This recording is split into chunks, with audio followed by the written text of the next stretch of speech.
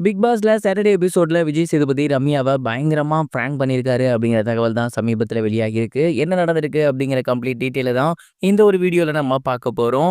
Saturday எபிசோடான இன்னைக்கு விஜய் சேதுபதி அவர்கள் address பண்ண ரொம்ப முக்கியமான ஒரு விஷயம், வியானாக்கும் விக்ரமுக்கும் நடந்த ஒரு சண்டை தான். அந்த ஒரு சண்டையில என்ன அப்படின்னா, வியானாவோட ட்ரெஸ் வந்து ஒரு பக்கெட்ல இருந்துச்சு. அத விக்ரம் எடுத்துட்டு வந்து நடுஹால்ல வச்சது.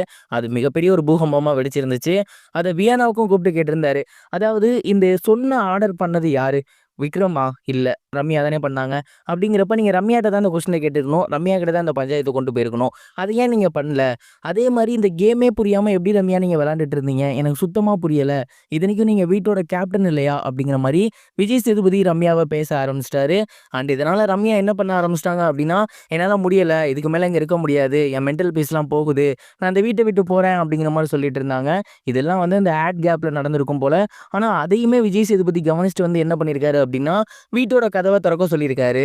ரம்யா, உங்களுக்கு தான் இந்த வீட்ல இருக்க பிடிக்கலல்ல, நீங்க தயவு செஞ்சு கிளம்பலாம் அப்படிங்கிற மாரி சொல்லியிருந்திருக்காரு. இது எல்லாருக்குமே பயங்கரமான ஒரு ஷாக்க ஏற்படுத்தியிருக்கு. ரம்யாவுமே போயிட்டு அவங்களோட பெட்டி படுக்கைலாம் எடுத்து வச்சிருந்திருக்காங்க. அதுக்கப்புறம் ரம்யாவ கூப்பிட்டு, நான் வந்து சும்மா பிராங்க் தான் பண்ணேன். இந்த வீட்டோட வேல்யூ உங்களுக்கு இப்போ புரியுதுல்ல. அப்ப அந்த வேல்யூ புரிஞ்சு நீங்க இந்த வீட்ல விளையாடுங்க.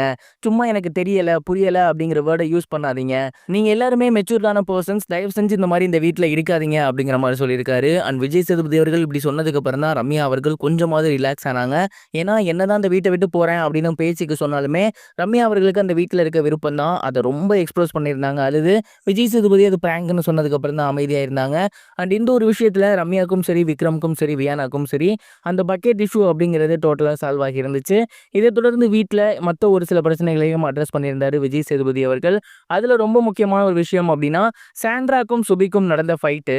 அந்த செயின காப்பாத்துற டாஸ்க்ல பார்த்தீங்கன்னா, சாண்ட்ரா அவர்களோட சேர்ல சுபி போய் உட்கார்ந்திருந்தாங்க. அப்ப சுபி அவர்கள சாண்ட்ரா பயங்கரமா அட்டாக் பண்ணியிருந்தாங்க. அவங்க மேல உட்காந்து செஸ்ட்லலாம் கூட அவங்களுக்கு அடிபட்டிருந்துச்சு.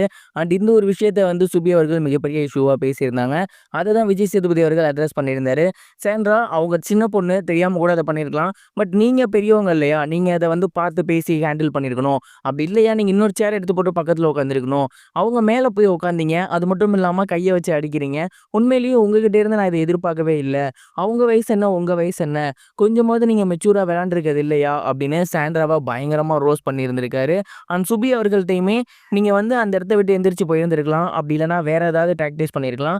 அவங்க ஹிட் பண்றாங்கன்னு தெரிஞ்சும் நீங்க ஏன் அங்கேயே இருந்தீங்க அப்படின்னு சுபியுமே அவரு கேட்டிருக்காரு.